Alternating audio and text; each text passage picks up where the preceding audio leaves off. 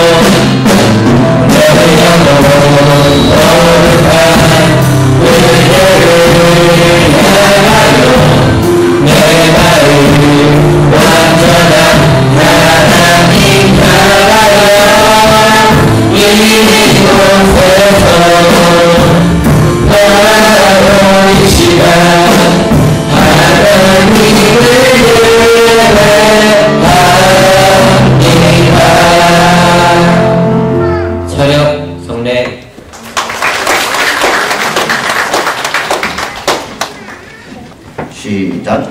마음을 같이하여 같은 사랑을 가지고 뜻을 합하며 한 마음을 품어.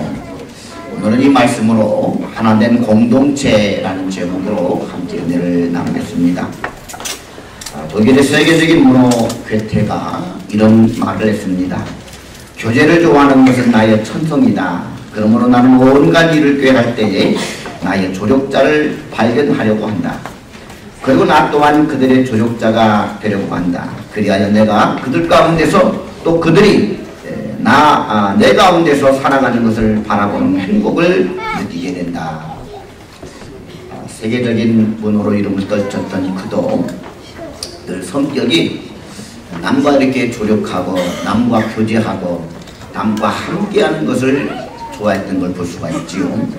이렇게 예술하는 사람이라든지 뭔가 이렇게 이 글을 쓰는 사람들은 자기만의 시간을 가지려고 이기적이고 편협적일 수가 있는데, 이 괴테라는 분은 또 남과 교제하면서 그들 이야기도 듣고 또 글 쓰는 소재도 삼고 내가 그들 속에 그들이 내 안에 함께 협력하는 것을 볼 때 난 행복을 느끼게 된다. 참 그런 진솔한 고백을 하는 것을 볼 수가 있습니다.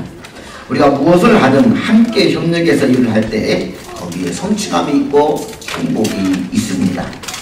오늘 본문의 배경이 되는 교회는 빌립보 교회입니다. 이 교회는 바울 사도가 유럽에 가서 처음으로 개척한 교회가 빌립보 교회입니다. 이 교회를 개척할 때 자주장사 루디아 자매님이 첫 개척조상이 되었고, 유대자매님 집에서 빌립보의 첫 교회가 시작이 됐습니다. 그래서인지는 몰라도 빌립보 교회는 여자 성도들이 많았고 그런 여성도들이 주축이 된 것을 볼 수가 있습니다. 그런데 그 중에 특별히 유오디아와 순두계라고 하는 자매님들 때문에 교회가 조용할 날이 없었습니다. 늘 다툼과 또 이렇게 시기와 질투, 이 두 자매님 때문에 아주 교회가 골머리를 앓고 있었습니다. 이들이 협력해서 봉사하면 더욱 교회가 부흥하고 참 좋으련만 그 안타까운 모습을 보면서 오늘 사도 바울께서 어떻게 해야 이들이 협력하여 봉사할 수 있는지를 권면하는 내용이 오늘 본문의 말씀입니다. 우리들의 여름 이야기를 통하여 우리는 더욱 하나된 공동체로 발전하며 행복한 여름을 보내고 있습니다. 이런 은혜스러운 여름을 보내면서 다시 한번 오늘 말씀을 통해서 하나되는 공동체가 되기 위해서 우리가 어떻게 해야 되는지 그 비밀을 배우는 복된 시간 되기를 주님의 이름으로 축원합니다. 일단 그리스도의 권면이 있어야 됩니다. 우리 다 함께 1절을 같이 읽어보겠습니다. 시작. 그러므로 그리스도 안에 무슨 권면이나 사랑에 무슨 위로나 성령의 무슨 교제나 긍휼이나 자비가 있거든. 첫 번째로 그리스도의 권면을 말씀하고 있습니다. 우리가 협력하기 위해서 가장 필요한 것이 바로 그리스도의 권면이라고 이야기할 수가 있습니다. 그래서 그리스도의 권면이란 다른 말로 해석하게 되면 그리스도의 마음이다 이렇게 해석해 볼 수가 있습니다. 오늘 5절 말씀에 이렇게 나옵니다. 너희 안에 이 마음을 품으라 곧 그리스도 예수의 마음이니. 우리가 예수님을 믿는 순간 우리는 그리스도 예수의 사람이 되었다라고 말하게 됩니다. 예수님의 사람. 예수님의 사람이라고 하는 것은 우리가 세례를 받고 직분을 받은 것만으로 끝나지 않고 예수님의 인품, 예수님의 성품, 그리고 예수님의 가치관이 나의 가치관이 되어지고 예수님이 품은 생각, 예수님의 품은 마음, 그 예수님의 소까지도 본받는 제자가 될 때 우리는 예수의 사람이다라고 이야기를 할 수가 있는 것입니다. 우리 사랑하는 성도님들께서 늘 정말 예수님의 마음을 담고자, 그래서 예수 그리스도 안에 무슨 권면이나 사랑의 무슨 위로나 성령의 무슨 교제나 긍휼이나 자비가 있거든 마음을 같이 하라 이랬습니다. 그 마음이 무슨 마음이겠습니까? 우리 각 사람의 마음은 다 다릅니다. 어떤 마음으로 하나가 될 수 있느냐? 예수의 마음을 품으라는 것이지요. 예수님의 마음을 품은 권면이 있는 그런 공동체가 되라고 말하는 것입니다. 그런데 말이 쉽지 그렇게 되기가 쉽지가 않습니다. 그렇다고 손 놓고 포기해서도 안 된다는 것입니다. 우리는 누군가를 사랑하고 관심을 가지고 존경하게 되면 그 사람의 모습이나 또는 행동이나 버릇이나 헤어스타일이나 또 그 사람의 좋아하는 음식이나 습관, 말투까지도 모든 것을 따라서 하려는 그런 경향이 있습니다. 부부가 사랑하고 오래 살게 되면은 입맛도 같아지고 표정도 같아지고 그리고 습관도 같아지는 것을 볼 수가 있습니다. 우리가 예수님을 좋아하고 사랑하고 존경하고 가까이 하면 나도 모르는 사이에 그렇게 변하여 가게 됩니다. 예수님을 본받으라고 해서 본받아지는 것이 아니라 예수님을 사랑하고 더욱 가까이 하고 더욱 가까이 모시게 되게 되면은 자동적으로 말도 배우고 생각도 같아지고 가치관도 같아지고 습관도 같아진다는 것입니다. 품의 아이들이 엄마의 행동 하나하나 말도 하나하나를 배워가듯이 우리도 그렇게 예수님의 품에 안겨서 주님의 마음까지도 닮아갈 수가 있기를 축원합니다. 경상도 엄마가 아이를 가르치면요 어린애가 경상도 사투리를 해요. 전라도 엄마가 아이를 키우면요 그 어린아이가 어쩜 그렇게 참 입으로요 전라도 사투리를 하고 있어요. 충청도 엄마가 아이를 기르면요 밥 먹어요 하면서 또 그 얼마나 이렇게 나이 드신 양반처럼 어린아이가 사투리를 말하는 참 신통만통하기도 합니다. 어린아이들은 단말 닮아갑니다. 우리가 예수님 품에 안겨있기만 하면 예수님의 말투를 닮아갈 수가 있다는 것입니다. 우리 교회 공동체는 다른 공동체와 근본적으로 다릅니다. 여기엔 예수 그리스도의 권면이 있다는 것입니다. 무슨 말을 하고 무슨 권면을 할 때 거기에는 예수 그리스도의 마음을 가지고 예수 그리스도의 말씀을 예수님이 마치 말하듯이 말하게 된다는 것입니다. 모든 사람은 자기 나름대로의 기준과 규칙으로 남을 판단하고 정죄합니다. 자기와 다른 것은 틀렸다고 우기기도 합니다. 그러나 우리의 모임은 내가 기준이 되는 것이 아닙니다. 내가 만들어놓은 규칙이 기준이 되는 것이 아니라 그리스도가 기준이 되는 것입니다. 예수 그리스도의 마음으로 예수 그리스도의 말씀으로 서로 권면하기 때문에 내가 사라지게 되고 하나가 될 수가 있는 것입니다. 우리 한국 사람들을 비유하여 이야기할 때 모래라고 이야기를 합니다. 모래는 가능성이 있습니다. 모래는 단단합니다. 그런데 강하고 단단한 모래지만은 항상 남과 어울리지는 못하고 자기 혼자 이기적으로 존재한다는 것이지요. 그런데 이와 같은 모래도 시멘트라고는 접착제가 들어가게 되면 모래뿐만 아니라 아주 굵고 거친 자갈로 시멘트와 접착하기만 하면 아주 강한 콘크리트로 거듭나게 돼서 큰 건물도 짓고 어떤 폭탄이 떨어져도 그를 견뎌낼 수 있는 강력한 힘을 발휘할 수가 있다는 것입니다. 그 시멘트와 같은 접착제가 무엇입니까? 그게 바로 예수 그리스도의 마음인 것입니다. 우리 모든 성도들은 제각기 달란트와 힘과 개성과 가능성을 가지고 있습니다. 그 가능성들이 예수 그리스도라고 하는 시멘트로 하나가 되어지고 마음이 하나가 되어지게 되면 강력한 콘크리트와 같은 큰 힘을 세울 수도 있고 어떠한 위협으로부터도 견뎌낼 수 있는 강력한 공동체가 될 수가 있다는 것입니다. 세상의 공동체와 세상의 모임과는 근본적으로 교회 공동체는 다른 것이 그 안에 강력한 접착제가 되는 예수 그리스도의 마음이 있다는 것입니다. 우리 광명교회 공동체가 예수 그리스도의 마음으로 하나가 되어질 수 있기를 주님의 이름으로 축원합니다. 우리에게 그리스도의 마음을 닮게 해달라는 강력한 기도가 매일의 삶 속에서 드려질 수 있기를 주님의 이름으로 축원합니다. 둘째, 사랑의 위로가 있어야 됩니다. 다음으로 필요한 것은 그리스도의 마음에서 우러나오는 사랑의 위로입니다. 입술 뿌린 목사님이 계셨습니다. 이 목사님은 지병으로 몸이 몹시 쇠잔해졌습니다. 그래서 나중에는 입술만 움직일 수가 있게 되었습니다. 그런데 이 목사님에게는 놀라운 특징이 하나 있습니다. 결코 짜증을 내지 않으신다는 것입니다. 표정이 늘 항상 밝습니다. 그런데 더 놀라운 것은 성도들이 목사님을 위로하기 위해 병원안을 오게 되면 오히려 목사님은 성도들의 위로를 받기보다도 그 성도들을 격려하고 위로하신다는 것입니다. 위로하러 갔다가 오히려 성도들이 위로를 받고 와요. 그래서 이 목사님께 붙여진 이름이 입술 뿌린 목사님이 되었습니다. 가진 것이 입술밖에 없으면 또 어떻습니까? 그것으로라도 사람들을 위로하고 격려하는데 사용할 수가 있습니다. 나이가 들면은 몸도 뻣뻣하고 손도 떨리고 다리도 움직이지 않아서 하는 말들이 어르신 되고 나이가 들고 노인이 되면은 입만 살았다 그런 얘기를 합니다. 그러나 입술만 있으면 또 어떠냐는 것입니다. 소망을 이룬 사람들에게 그 입으로 하는 말 한마디가 얼마나 힘이 되고 또 죽어가는 사람도 다닐 수 있는 말 한마디 그 힘이 얼마나 대단한 것입니까? 어려울 때 옆에 있는 성도들로부터 위로를 받고 일어선 사람은 결코 신앙의 곁길로 가지를 않습니다.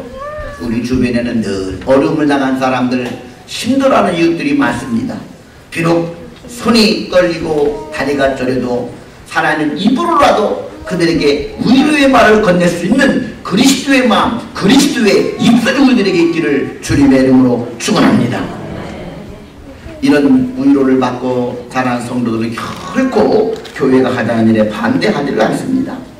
여러분 이야기를 하면서 매일 카톡방에 성도들 간의 사랑의 위로와 격려의 글들이 차고 넘치는 것을 보면서 참 요즘 여름이 너무나 아름다운 여름을 보내고 있는 것을 보게 됩니다.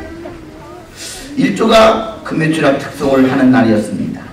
특송을 마치고 집에 돌아간 1조 구성원 중 이정희 성도님이 이런 문자를 조원들에게 남겼어요. 오늘 특송 계속 틀려서 죄송해요. 그래서 내일 하고 주일 가기가 싫어요. 그 다음날 토요일이 썸머 페스티벌 주일학교가 있는 날이에요. 그런데 내일 썸머 페스티벌도 가기 싫고 주일도 가기 싫다는 거예요. 또 이렇게 신앙의 초신자들은 뭐가 자기 허점과 실수가 드러나게 되면 잘 가고 싶지 않고 그런 마음에 들어요. 근데 용기를 내서 문자를 남겨놨어요. 그러자 조원이 한마디씩 위로를 건네기 시작합니다. 어머, 그런 말 마요. 그래도 끝까지 한 걸 생각해요. 오늘 잘하셨어요. 그런 일도 주의를 빠지면 안 돼요. 하나님이 기다리십니다. 또 이런 걸 남깁니다. 하나님은 우리의 마음을 보십니다. 우리가 틀렸든 못했든 내 자식이 언제나 사랑스러운 것처럼 가만히 있어도 사랑스러워 보여요. 이런 글을 남긴 사람이 내가 가만히 보니까 자기도 이런 문제 빠지면 교회 안 나올 때가 있었거든요. 근데 이제 아주 자기 언제 그랬다는 듯이 또 이런 말을 잘 남기는 것을 볼 수가 있었습니다. 근데 다 알긴 안다는 거예요. 그러니까 적어도 자기를 어린아이를 키우고 온 부모는 다 압니다. 또 이런 글을 남깁니다. 우리가 틀렸든 못했든 내 자식이 언제나 사랑스러운 것처럼 가만히만 있어도 사랑스러워 보여요. 틀리고 안 틀린 것이 중요한 것이 아니라 하나님은 성도님이 그 자리에 있는 것만으로도 기뻐하십니다. 할렐루야. 뭐 누가 쓴 건지 좀 표가 납니다. 또 이런 말을 남깁니다. 모두 한 분 한 분 최선을 다하여 열정적으로 하나님을 찬양하며 하나님 영광을 돌렸잖아요. 하나님은 그것으로 기뻐하십니다. 이정희 성도님 파이팅! 내일도 빠짐없이 참석하여 아름다운 여름 이야기 만들어 갑시다. 굿나잇! 그리고 하트를 남겨놓았습니다. 이런 위로의 글들이 이어지자 이정희 성도님이 답글을 답니다. 네. 그리고 하트를 3개를 날려놓습니다. 다음날 이정희 성도님 나왔겠어요? 안 나왔겠어요? 그래요. 위로가 된 거예요. 다음날 영민이를 데리고 나와서 맛있게 음식도 만들고 그리고 행복한 썸머 페스티벌을 보내는 것을 볼 수가 있었습니다. 우리 사랑하는 성도 여러분, 이렇게 사랑의 위로가 넘치는 여름 이야기들을 많은 이야기와 추억을 남기는 이번 여름 이야기 축제가 된 것을 감사합니다. 더욱 적극적으로 참여하면서 마음을 하나로 하면서 서로 간에 이런 위로를 배우고 서로 간에 격려가 되는 이번 여름 이야기가 되기를 주님의 이름으로 축원합니다. 아름다운 길가인데 구세 주의 사랑이야기 영광스러운 천국 떠난 사람 나와 같은 죄인 구하여 주님의 그 사랑 정말 놀랐네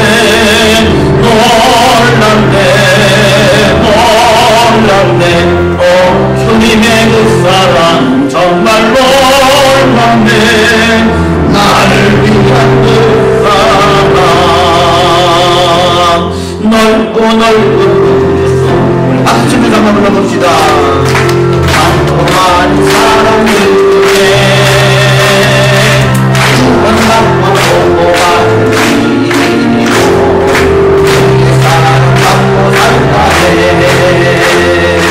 주님의 그 사랑 정말 놀랍네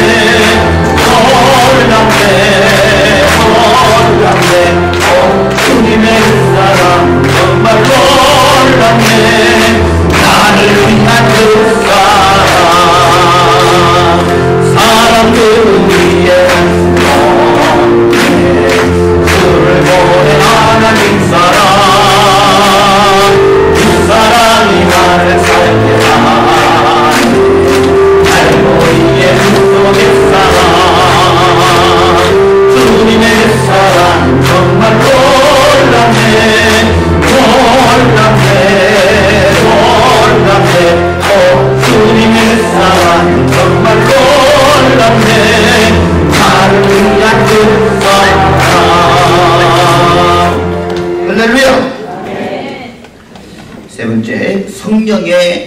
교제가 있어야 됩니다. 다음으로 사도 바울은 성령의 무슨 교제나 라고 이야기하고 있습니다. 성령님을 얘기할 때 교제라는 말을 함께 쓰고 있습니다. 그래서 교제라는 말은 코이노니아, 교회를 이야기할 때 쓰는 단어입니다. 바로 사귐을 이야기하는 것입니다. 그런데 여기 흥미로운 말씀이 또 하나 있습니다. 고린도후서 13장 13절에 주 예수 그리스도의 은혜와 하나님의 사랑과 성령의 교통하심이 너희 무리와 함께 있을지어다. 어떤 목사님들이 축도할 때 사용하는 구절입니다. 여기서 성령과 성도의 교제 사이에 밀접한 관계가 있는 것을 알 수가 있습니다. 성령님이 계시는 곳에는 언제든 성도들의 교제가 활성화되어 있다는 것입니다. 에베소서 4장 3절은 말합니다. 평안에 매는 줄로 성령이 하나가 되게 하신 것을 힘써 지키라. 성령은 이렇게 항상 성도 간에 하나가 되게 하고 교통하게 하시는 일을 감당하십니다. 성령님이 역사하시는 곳에는 언제나 코이노니아, 교제가 일어나게 됩니다. 초대교회 성도들이 성령 충만을 받고 났을 때 어떤 일이 일어났습니까? 사도행전 2장 44절로 47절에 이렇게 기록하고 있습니다. 믿는 사람이 다 함께 있어 모든 물건을 서로 통용하고 또 재산과 소유를 팔아 각 사람의 필요를 따라 나눠주며 날마다 마음을 같이하여 성전에 모이기를 힘쓰고 집에서 떡을 떼며 기쁨과 순진한 마음으로 음식을 먹고 하나님을 찬미하며. 이 초대교회에 참 아름다운 성도 간의 교제의 모습을 기록하고 있는 것이지요. 날마다 성전에 모이기를 힘쓰고 자신의 재산을 자기 것으로 하지 아니하고 서로 나누기도 하고 또 가정에 돌아가서도 서로 모여서 식사에 교제를 나누고 하나님을 찬양하고 예배드리고. 참 이렇게 초대교회 성도들은 성령의 충만함을 받았을 때 그 세상 어디에도 없는 코이노니아 교제를 나누었던 걸 볼 수가 있습니다. 모이자고 모여지는 것이 아니라 성령의 은혜를 받고 나면 자연스럽게 모여지게 되는 것입니다. 세상 일이라는 것이 그렇게 재미가 있는 게 아닙니다. 또 세상 모임이라는 것도 재미가 없습니다. 가끔 이제 몇십 년 만에 동창들이 모인다고 해서 한번 모임을 한번 가보세요. 또는 개 모임이라든지 무슨 동네 모임이라든지 아니면 또 회사 동기들 또 나와 퇴직한 다음에 또 모임들 가보세요. 처음에는 반갑고 처음에는 참 대화도 좋고 이를 나누다가 시간이 좀 흘러가면 흘러갈수록 대화의 주제는 아주 단순해집니다. 서로 자기 자랑하고 남편 자랑하고 그리고 자식 자랑이나 하고 서로 비교하고 질투나 합니다. 시간이 가면 갈수록 서로 자랑하다가 그것도 시기하고 질투하다가 결국은 술잔을 쨍 하고 부딪히듯이 관계가 쨍 하고 깨지면서 기분 나쁘게 파괴하고 맙니다. 이 세상 모임이라는 것이 이렇게 단순하고 또 자기중심적이고 갈 때는 뭔가 기대감을 가지고 가는데 올 때는 마음이 씁쓸해서 오는 게 세상의 모임들입니다. 그런데 성도 간에 모여 예배하는 것은 얼마나 좋습니까? 교회에서 봉사하는 것이 즐겁습니다. 기도하는 것이 좋고 성경 공부하는 것이 달고 맛있습니다. 모두 성령께서 하시는 일들이기 때문입니다. 성령께서 하시는 일에는 마치 술에 취하는 것보다 더 큰 즐거움이 그 속에 있습니다. 그래서 성령 충만함을 받은 초대교회 성도들의 행복한 모습을 보고 주변 불신자들이 뭐라고 이야기하는 겁니까? 저들이 새술에 취하였다.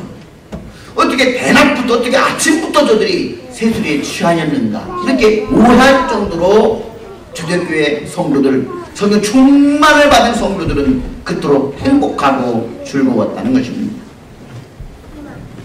오후 예배 때 보면은요 춤을 추면서 어떤 때는 야 저 집사님이 저런 기질이 있었나 할 정도로 놀라울 정도로 막 춤을 추면서 막 찬양하고 그래요. 이 정도는요 세상 모임에서는 좀 술잔이 좀 들어가고 제정신이 아닌 만취가 되었을 때 하는 행동들이에요. 그런 때도 우리는 그런 세상 축에 취하지 않았어도 천국상 성령술에 취하고 나니까 마치 새술에 취한 것처럼 흥이 나고 기쁘고 즐겁고 또 아멘도 안 하시네. 할렐루야. 그래서 이 성령님의 교통이 있는 모임은 행복합니다. 즐겁습니다. 아주 맛이 납니다. 할렐루야. 이번 한여름 무더운 여름에 7월 한 달 우리가 이렇게 즐겁고 행복한 여름 이야기를 진행하는 것을 감사합니다. 나치독일 지하에서 투옥당했던 마틴 니물러 목사님 이런 고백을 했습니다. 독일에서 먼저 공산주의자를 잡으러 갔습니다. 나는 공산주의자가 아니었습니다. 그래서 나는 침묵했습니다. 그 다음에 유대인을 잡으러 왔을 때 나는 유태인이 아니라고 침묵했습니다. 다음에는 노조원을 잡으러 왔을 때도 나는 그 어떤 말도 하지 않고 그대로 침묵했습니다. 마침내 나를 잡으러 왔습니다. 그러나 그때는 이미 나를 위해서 변명해주고 나를 위해서 말해줄 사람은 내 곁에 아무도 남아있지 않았습니다. 사랑하는 성도 여러분, 참여와 동참과 협력의 문제는 남을 위한 일이 아닙니다. 그것은 남을 돕는 것이 아니라 바로 나 자신을 돕는 일이 되는 것입니다. 이 시대는 극도의 이기주의가 사회를 병들게 하고 이웃을 파괴하고 있습니다. 치료약이 무엇입니까? 이 시대를 진정 치료할 수 있는 치료약은 하나밖에 없습니다. 그리스도의 마음으로 돌아가는 것밖에는 없습니다. 사랑의 위로를 할 수 있는 마음으로 우리가 돌아가야만 됩니다. 성령 안에서 성도 간에 뜨겁게 교제해야만 합니다. 이번 여름 이야기가 우리를 사랑의 공동체로 더 뜨겁게 만드는 복된 시간들이 될 수 있기를 주님의 이름으로 축원합니다. 기도합니다. 사랑과 은혜가 풍성하신 하나님 아버지,